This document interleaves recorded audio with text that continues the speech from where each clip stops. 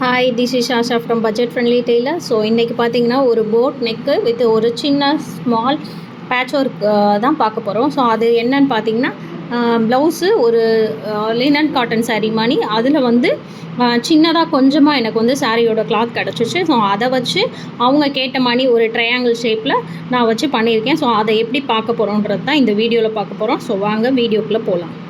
So first பார்த்தீங்கன்னா back பார்ட்டை நான் கட் பண்ணி வச்சுருக்கேன். அதாவது ஸ்லீவுக்கு மட்டும் கட் பண்ணி வச்சுருக்கேன். இப்போ இனிமேல் தான் வந்து நம்ம போட் நெக்குக்கான மார்க்கிங்கை பண்ண போகிறோம். ஸோ போட் நெக்குக்கு வந்து 4 இன்ச்சு நான் அகலம் எடுத்திருக்கேன். உயரம் வந்து ஒரு 3 இன்ச்சு கிட்ட எடுத்திருக்கேன். ஸோ அதை வந்து நம்ம ஒரு மார்க் பண்ணிக்கலாம். ஸோ அவங்களோட ஃபுல் லென்த் வந்து என்னன்னு பார்த்தீங்கன்னா 9 கிட்ட வச்சுருக்கேன்.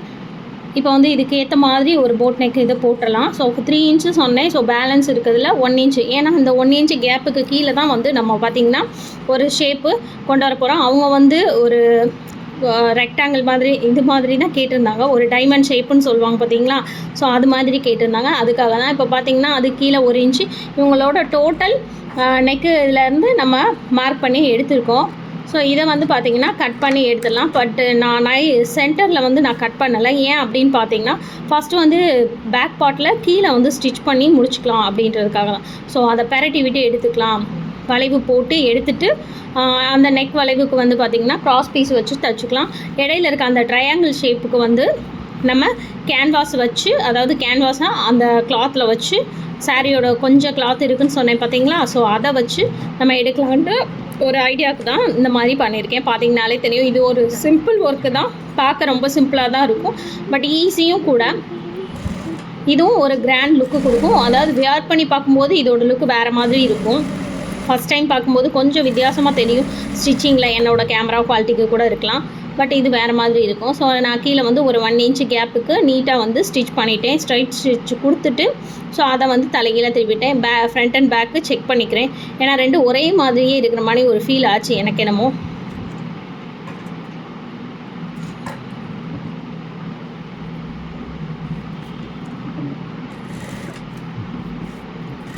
ஸோ இப்போ சுற்றிலும் நம்ம ஸ்டிச் பண்ணி எடுத்துக்கலாம்.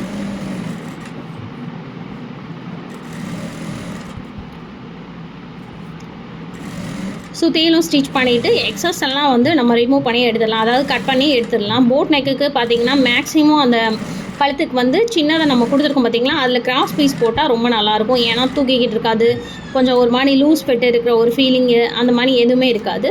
ஸோ ஈஸியாகவும் இருக்கும்.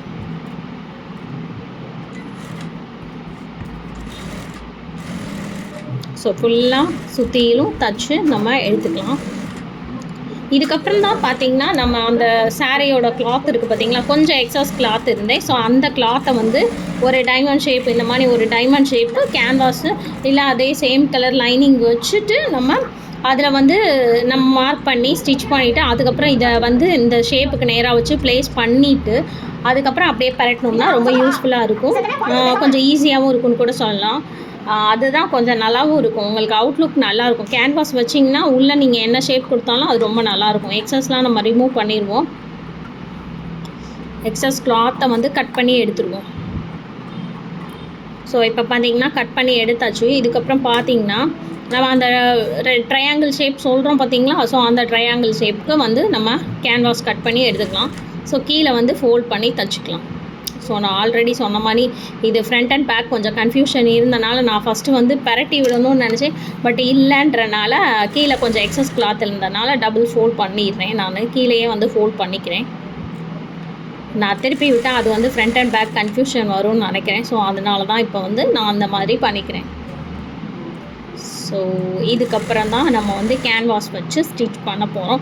ஸோ கேன்வாஸ் வச்சு எப்படி ஸ்டிச் பண்ண போகிறோம் அப்படின்னு பார்த்தீங்கன்னா, ஸோ இதோட மார்க்கிங் எந்த அளவுக்கோ அதே அளவுக்கு கரெக்டாக நம்ம வந்து கேன்வாஸ் எடுத்துக்கிறோம். அந்த கேன்வாஸ்லேருந்து 1/2 இன்ச்சு உள்ளே தள்ளி வச்சு தான் நம்ம ஸ்டிச் பண்ண போகிறோம். ஏன்னா நம்ம கட் பண்ணிவிட்டு எக்ஸஸ்லாம் ரிமூவ் பண்ணுவோம் பார்த்தீங்களா. ஸோ அந்த ஒரு பர்பஸ்க்காக வந்து நம்ம இந்த மாதிரி பண்ணணும். ஸோ இப்போ இதோட அகலம் 4 பக்கமும் 4 இன்ச்சு அந்த மாதிரி இருக்கும்னு வச்சுக்கோங்களேன். ஸோ அதுக்கேற்ற மாதிரி இந்த பார்த்திங்களா கொஞ்சம் கிளாத் எக்ஸஸ் இருந்துச்சுன்னு சொன்னேன் பார்த்தீங்களா. ஸோ அதில் வந்து நம்ம கேன்வாஸாக ஃபஸ்ட்டு கட் பண்ணி எடுத்துக்குவோம். கட் பண்ணி எடுத்துகிட்டு இந்த கிளாத்தை வச்சு நான் தச்சுருக்கேன். பார்த்திங்கனாலே தெரியும். ஸோ இப்போ பார்க்கும்போது சதுரமாக இருக்கும், ஆனால் நம்ம ட்ரையாங்கிள் ஷேப், அதாவது டைமண்ட் ஷேப்பில் நம்ம இதை வந்து மார்க் பண்ண போகிறோம். இப்போ வந்து உள்ளே வந்து ஒரு ஸ்டிச் இருக்கும், உங்களுக்கு பார்த்தீங்கனாலே தெரியும். ஸோ அந்த ஸ்டிச்சில் தான் நம்ம ஸ்டிச் பண்ண போகிறோம். ஏன்னா அதுக்கு வெளியே கட் பண்ணி பேலன்ஸ் கிளாத்தை எடுத்துகிட்டு அப்படியே உள் பக்கமாக திருப்ப போகிறோம். இப்போ நம்ம வந்து லைனிங் பக்கம் வச்சு நம்ம தைக்க போகிறோம், பார்த்தீங்கனாலே தெரியும். ஸோ அப்போ தான் வந்து நம்ம திருப்பும்போது திருப்பும்போது அந்த சாரியோட கிளாத்தை வந்து உள்ளே தெரிகிற மாதிரி இருக்கும். அதாவது வெளிப்பக்கம் தெரிகிற மாதிரி இருக்கும். நேர் பக்கம்னு சொல்லுவாங்க பார்த்தீங்களா, அந்த பக்கம் தெரிகிற மாதிரி இருக்கும். ஸோ இப்போ நான் பின் பண்ணிக்கிட்டேன்னா ஸோ கொஞ்சம் நகராமல் இருக்கும், அதுக்காக தான். ஸோ இது கொஞ்சம் சிம்பிள் டிசைன் தான். பார்க்குறவங்களுக்கு இது என்னடா சிம்பிள் டிசைனாக இருக்குன்னு தான் தோணும். பட் சின்ன சின்ன விஷயங்கள்லேருந்து தான் நம்ம பெரிய விஷயத்துக்கே போக முடியும். எப்போயுமே சின்ன சின்ன விஷயம் கூட நம்மளுக்கு ஒரு ப்ராக்டிஸான ஒரு விஷயந்தான். அதாவது நம்மளை நாம் வந்து அடுத்தடுத்து செதுக்கிக்கூடிய ஒரு விஷயந்தான் சின்ன விஷயமா இருக்கும். எடுத்தோடனே பெரிய விஷயம் யாராலையும் போக முடியாது. ஸோ இப்போ வந்து நான் அந்த ஒரு ஸ்டிச் இருக்குது பார்த்தீங்களா, ஸோ அதுலேயே சுற்றிலும் நான் ஸ்டிச் பண்ண போகிறேன். ஸோ ஸ்டிச் பண்ணிவிட்டு நல்ல லாக் ஸ்டிச்லாம் போட்டு, ஏன்னா அந்த கார்னர் வந்து நம்ம கட் பண்ணும்போது ஒரு சின்ன தையல் போட்டிருந்தோம்னா அது வந்து அப்படியே மடங்கிக்கிட்டு கொஞ்சம் பிய்யறதுக்கெலாம் வாய்ப்பு இருக்கும். ஸோ அந்த ஒரு பர்பஸ்க்காக பார்த்திங்கன்னா நல்ல லாக் ஸ்டிச்சு அந்த கார்னர் போட்டுடணும். போட்டுட்டு அதுக்கப்புறம் பார்த்திங்கன்னா உள்ளே கூடியே அந்த எக்ஸஸ்லாம் நம்ம கட் பண்ணிடணும். பின்னெல்லாம் ரிமூவ் பண்ணிவிட்டு சென்டராக இருக்குது பார்த்திங்களா, அந்த கிளாத்தை ஃபுல்லாக கொஞ்சம் எடுத்துடலாம். நம்ம இப்போ கட் பண்ணி எடுத்துடலாம். கட் பண்ணி ஒரு 1/2 இன்ச்சு கேப் விட்டு நம்ம கட் பண்ணி எடுத்துடலாம். கட் பண்ணி எடுத்துகிட்டு உங்களுக்கு ஆல்ரெடி தெரியும், இந்த மாதிரி பெரட்டுற ஒரு விஷயங்களுக்கு வந்து குட்டி குட்டி கட் கொடுக்கணும். அதாவது இப்படி பெரட்டும் போது அந்த இது எதுவும் டிஸ்டர்ப் இல்லாமல் இருக்கிறதுக்காக, ஃப்ரீயாக அது வந்து உள் பக்கமாக திரும்புறதுக்காக வந்து பார்த்திங்கன்னா குட்டி குட்டி கட் போடுவோம்.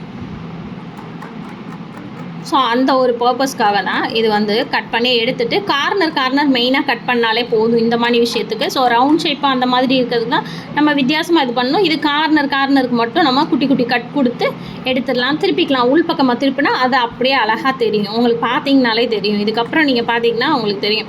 இப்போ முன்பக்கம் திருப்பும் போது சாரியோட கிளாத்தை நம்ம ஒரு டைமண்ட் ஷேப்பில் அழகாக பின்பக்கம் கொடுத்து ஒரு ஹோல் இருக்க மாதிரி ஒரு ஃபீல் கிடைக்கும்.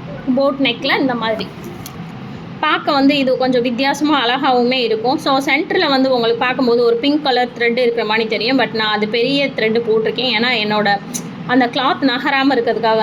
லினனில் சாஃப்ட் சாரின்றனால கொஞ்சம் வித்தியாசமாக இருக்கிறதுக்காக நான் அயன் பண்ணிட்டேன். இப்போ பார்த்திங்கன்னா உங்களுக்கு தெரியுதா, இதில் இடையில வந்து அந்த பிங்க் கலர் தெரிகிற மாதிரி இருக்கும். அது கூட என்னென்னு பார்த்தீங்கன்னா ஒரு பைப்பிங் டெக்ஸ்டர் தெரியறதுக்காக தான்.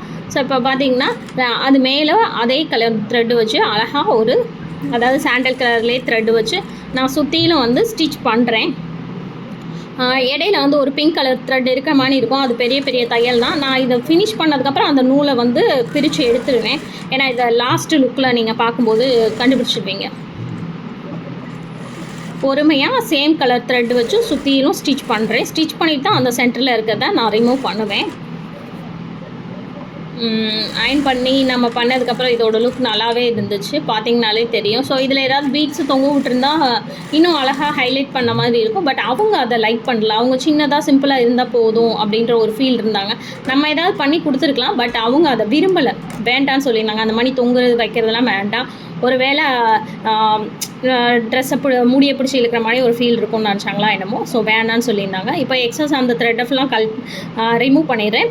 ரிமூவ் பண்ணதுக்கப்புறம் பார்த்திங்கன்னா இதோட சாரியோட வச்சு பார்க்கும்போது இதோட அவுட்லுக் செம்மையாக இருக்கும். ஸோ இந்த வீடியோ எந்த அளவுக்கு உங்களுக்கு யூஸ்ஃபுல்லாக இருந்துச்சுன்னு சப்ஸ்கிரைப் பண்ண மறந்துடாதீங்க. வீடியோக்கு லைக் பண்ணுங்கள், ஷேர் பண்ணுங்கள், கமெண்ட் பண்ணுங்கள். தேங்க்யூ.